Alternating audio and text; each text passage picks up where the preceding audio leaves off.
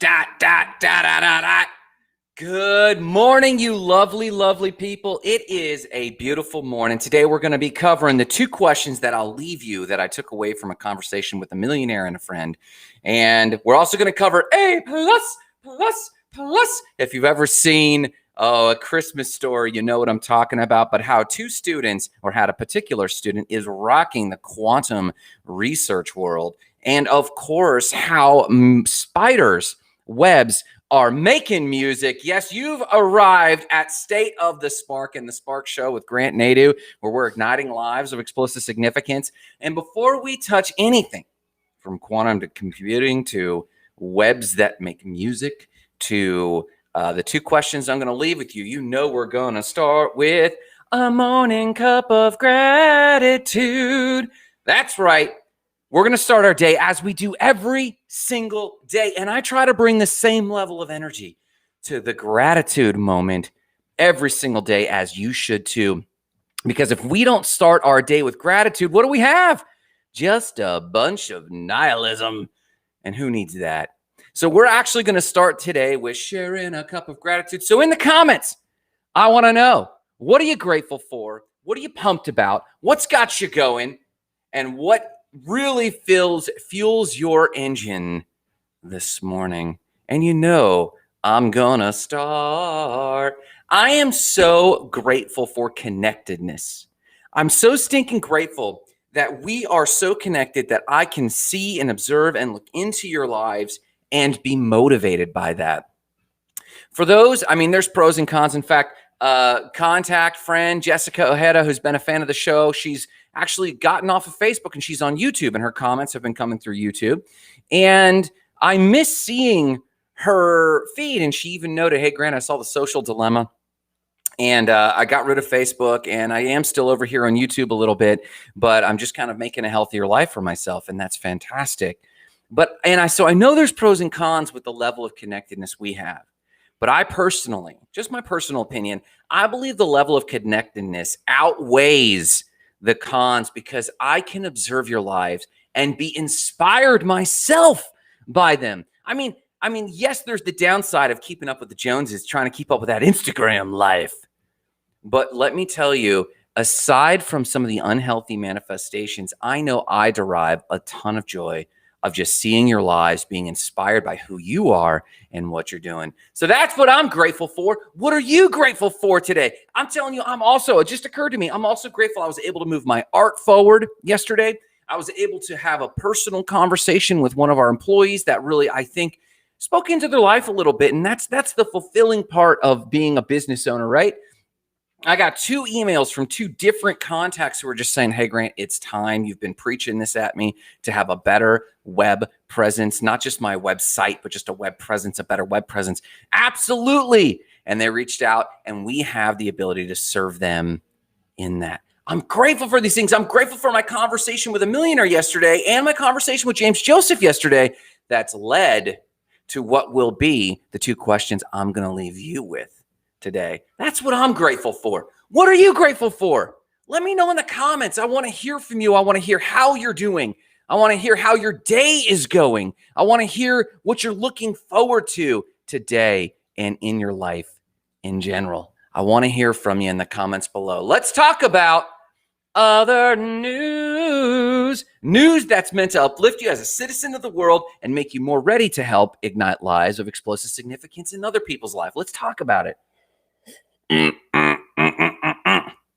I would be remiss if I didn't tell you that Dogecoin hit 12 cents. Why is this so absolutely ridiculous? Because, some time ago I bought, I think it was like 2,000 Dogecoin for like a penny. And I'm loving life. Now, are my profits like FU money? Am I moving and retiring to the Caribbean islands? Of course not.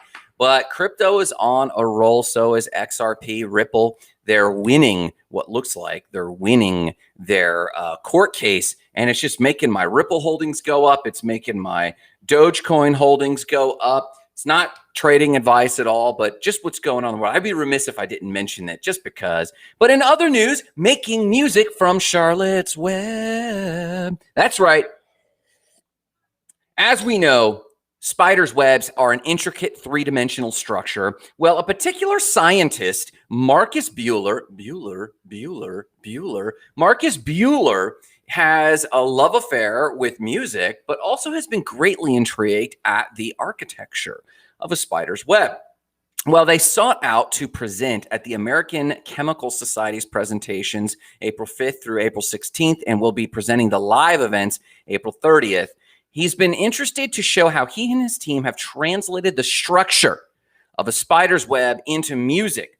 He goes on to say the spider lives in an environment of vibrating strings. You see, spiders don't see very well, so they sense their world through vibrations, and which have different frequencies. So what they've done, of course, is use a little bit of AI, a little bit of creativity, a little bit of AI, a little bit of creativity, a little bit of passion, and they actually scanned the web in 2D cross sections and used AI to reconstruct digitally the web as a 3D network within the computer.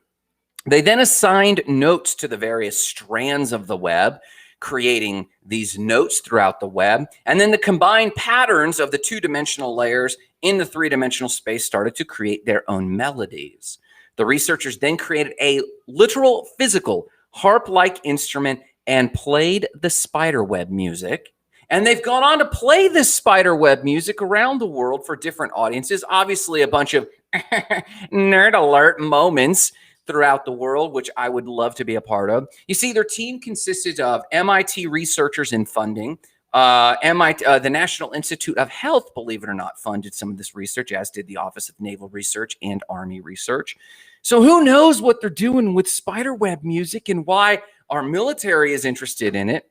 But this group of MIT researchers putting music to harp-like structures from the construct of a web. Super interesting. You can read more about that. Boop, right there. Oh, where's my comments? And right there, you've got the link in the comments below. If you're interested to see how science, AI, three-dimensional scanning, and music combine, you're welcome to check it out right there in that article, Spiderweb music. Maybe this will be music for the next what is it? Mike Morales, Spider-Man. I don't even know who this new Spider-Man. What happened to Peter Parker? Who's this Morales kid? So that's our first piece of other news. Let's talk about A+++ from Christmas Story and how it's rocking the quantum world. Almost spilled my coffee. So yes, if you've ever seen A Christmas Story, there's a scene where Ralphie, the protagonist, thinks he's actually making an impact in the world with his homework and envisions his teacher telling Ralphie, you have such a good paper. I'll give you an A++. And she ends up going around the room and saying plus while the kids are cheering. Look it up. It's a funny scene. Well, that's about what this student at, where were they at? University of Sydney, the student at University of Sydney felt when, as a sophomore, he was assigned a small piece of homework to do in his science class. He was an undergrad student, yes. And he changed the code, which has been studied for more than 20 years. And in a small little edit in his homework, he achieved doubling the capacity of success of quantum computing. And this has attracted the attention of the quantum computing experts at the Amazon Web Services in Pasadena, California, as well as the Yale University. So long story short, Pablo Bonilla Ataires, I'm hopefully not butchering his name too bad, he tweaked the computing code, which basically the computers output error codes in quantum computing. Most of our computers that we all use, it's very binary and it doesn't create that many errors. It's very few errors, relatively speaking. Quantum computing actually computes all possible outcomes at once and then outputs successful outputs called qubits and error codes. And it's actually an inefficient computing system as we try to put quantum computing through its paces. The note here from Mr. Bonilla said, quantum technology is in its infancy, partly because we haven't been able to overcome the inherent instability in the machines that produce so many errors. Well, this 21-year-old said that in his second year physics class, he was asked to look at some of the commonly used error coding to see if they could improve the error output. By flipping half of the quantum switches or qubits in the design, they found they could effectively double the ability to suppress errors. And then, yes, his dean and others came together to actually co-author his paper on this homework he had. And now AWS, Amazon Web Services, which is a humongous service. In fact, yesterday or Monday, the computer was acting funky because AWS is the architecture of much of the web.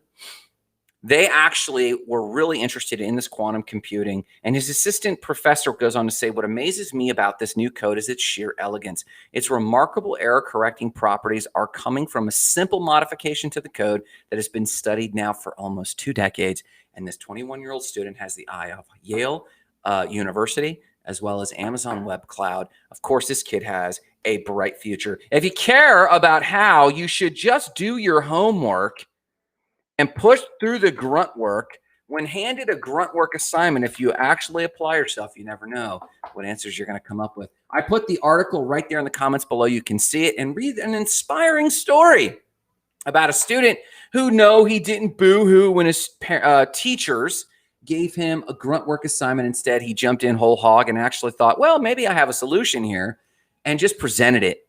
And it ended up rocking the entire quantum computing community. That, my friends, that, my lovely, lovely friends, is other news. News to inspire you to ignite your own life of explosive significance. And let's talk about the 2 questions from a conversation I had with a millionaire that's causing me to reevaluate everything. Here we go.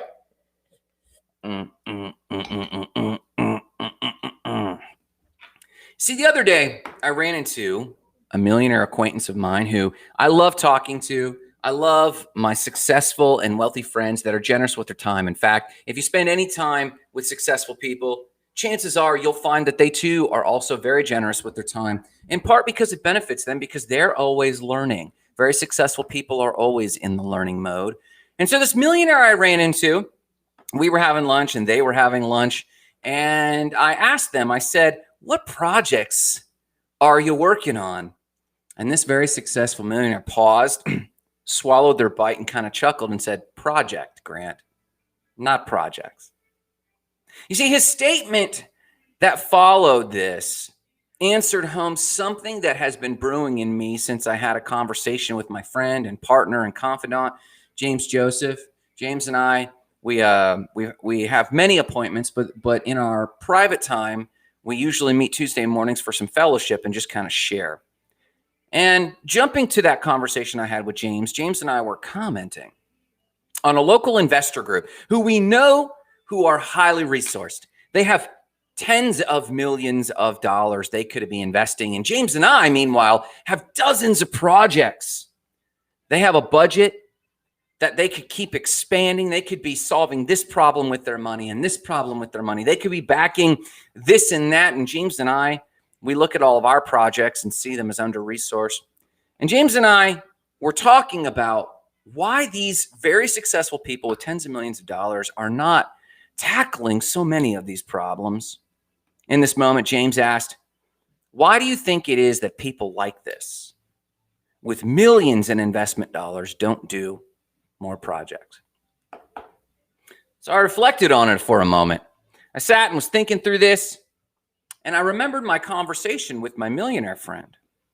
And I shared the first part with James, where they said, project, not projects. And they said it with a smirk as they were finishing their lunch. And then I share with James what I will share with you now that the millionaire said next.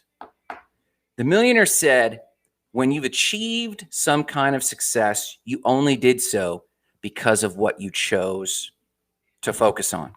You learn that it takes 2 to 10 times the effort and energy and money to launch something than you originally thought. So once you get resourced, Grant, they said to me, you realize that to do something right takes much more.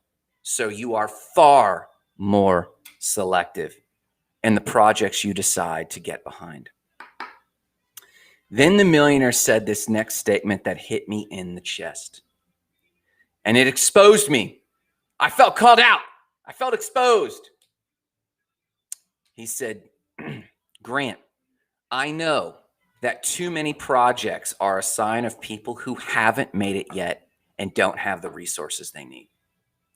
They may be on the way to making it, but people who haven't made it yet need multiple projects to carry them forward because they're not sure what will work out for them. He then finished his statement with, pros have found a way to focus all of their efforts on one thing. And it really stuck with me. And I shared this with James, and he and I reflected on this retelling. Pros, the millionaire said to me, have found a way to focus all of their energy on one thing. And what was implied is the thing that makes them happy, the thing that brings them joy, the thing that's a worthy problem. And they work on projects. They don't work on open-ended businesses. They have a project that they work on. So he said, pros have found a way to focus all their efforts on one thing. So James and I were sipping our hot coffee at 5:30 in the morning, 6 in the morning. And we just reflected on this in a moment. In reflection or in reaction to James's original question, why don't people who have millions of resources do more projects?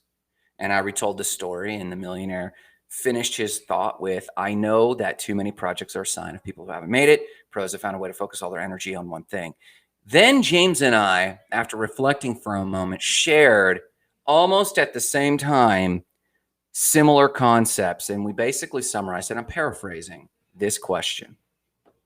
I don't recall if James asked me or I asked him, but we said, how many of the projects you are working on, tinkering with, because you're just not sure which one will help you earn the money and lifestyle you really want? Said another way, how much of the things are you working on do you really care about, or are you justifying you care about to get to another level of living? The follow-up question was this. If you knew that all the resources you have right now of time, money, energy, relationship, bank account, if you knew that your resources could only create a success on one of your projects, one of your hobbies, one of your businesses, one of the things you just grinding at and hoping come to pass, even the things you might not have even worked on yet, but you've written down like, I'm going to do that. If you knew that all the resources you have right now and will earn over the next year can only create one success with one of the projects, what would you focus on? The two questions, how many of the projects that you're tinkering with now are simply because you're not sure which one will pay off? That's question one. And question two, if you knew that all the resources you have now and could earn over the next year could only create a single success, what would you put that time, energy, and money into? What would you focus on building? Now, we hear questions like this. What's your one thing, as Gary Keller from Keller Williams wrote in his book titled One Thing? As we heard Curly say in City Slickers, you gotta find that one thing. What's your one thing? If you were gut level honest, and you don't have to share with me, I would hope that you share with me here or in the Goals and Gratitude group what your one thing is. I got gut level honest with James, and I said, if I had to, and I'm not giving into this limited thinking, but because it comes from an interaction I had with a very successful person who I respect, if I only had to focus on one thing, how do I want to go into my sunset years? How do I want to impact the world? I would build a life for myself between surfing and adventures and writing, surfing and adventures and writing, surfing and adventures and writing. How many of my Spark projects? Well, we got Spark businesses and we're trying to impact the world. I would continue with all of them, but I would really invest in Spark training And Spark Training would be the first part of that. Well, it would be the second part of that. The writing would come out in writing courses. The writing would come out in writing workshops. The writing would come out in writing the show. Writing would come out because writing is the conduit to relay the ideas in my mind. I'd still paint on the weekends because I love it and it's cathartic, but I'd surf and take care of myself and write. I'd surf and take care of myself and go on adventures with my wife and write, because the adventures and the surfing and the taking care of myself are what generate the ideas I want to transmit into the world, so that long after I'm gone, they exist in the form of my books and my teachings and in the successes of others. You know, my toughest hang up is that money is not a goal of mine. And this is tough. This is tough for those around me, because we invest so much time and energy to not see as much capital as we actually probably deserve, as much capital as we actually crave. I want to make an impact. So I would be dishonest to say that all I want to do is websites the rest of my life. I love it, and I know we can make an impact. And the coaches and trainers we serve with websites is powerful because their message is getting out and it's amplified. But how much of that is just justification because I know I don't have the resources to do the thing I really want to do? Can I be honest here? For those of you who are watching this now or later, can you be honest with me in that? How much are you working on holding out for something else you should probably be building? Now, I'm not sharing this to you to sell your life out, unless you're stirred to, by all means. I'm not sharing this with you to tell you to disrupt your life, break up with that boyfriend or girlfriend, shave your head, and move to Thailand. If you're stirred for it, by all means, chase the dream. But igniting lives, State of the Spark, igniting lives of explosive significance with State of the Spark here. It's all about me saying something that clicks inside of you, and you saying something to other people that clicks inside of them, so that they live their highest life of fulfillment and joy and happiness. So I'm going to leave you with the two questions that came from this millionaire, and I'm going to put them in the comments. Question 1, how many of the projects that you are tinkering with, because you are not sure which one will pay off and help you earn the life you really, really want? You don't have to be Elon Musk, Thomas Edison, Steve Jobs. You don't have to be Banksy. You just have to be you. Don't go out and find what the world needs. Go out and find what makes you alive, because what the world needs is people who are alive. Ultimately, that's what igniting lives of explosive significance is all about. And the second question that builds right on top of that, if you knew that all the resources you have right now could truly only create success with a single project, single business, in a single way to daily grind, what would you focus on? What would you focus on building? I want to encourage you to answer these questions for yourself. I want you to encourage you to actually ask yourself, would your hobby become your full-time thing? I just connected with a bonsai tree guy that's really inspiring me. I am going to whip out those bonsais, I promise you. I just met a man who quit his full-time job, admits that he's going to take a massive hit in his finances, but he is good and full of joy when he works on people's bonsai. Would your hobby become your full-time thing? Would you drop your tinkering hobbies because they're just sucking energy from living a fulfilled life with your family, and just focus on being extraordinary at your job? What would you shift? I want to truly challenge you with this anecdote, the story that actually happened to me over the last week, and ask yourself, are you making any progress on the real dream? Listen, I love you guys. I'm going to start my day. I pray that you have a breakthrough emotionally, an emotional, honest moment with yourself. What is it I truly want? Am I too busy with things because I'm not sure what will pay off? And if I could, and it probably hasn't paid off because I haven't focused on one. And if I were, would I see more joy, more time, more mental air, more mental freedom, and more mental energy to focus on that one thing? I encourage you to focus on that today. Listen, if you need any help or support, visit us at stateofthespark.com. Share this video with a friend who might need encouragement or direction to give all of their best to one project like my millionaire friend did. Or if you just want to carry on the conversation, visit us at the Facebook Goals and Gratitude group and pose your question. I love you guys. Have a killer day. And here's to you, igniting your own life of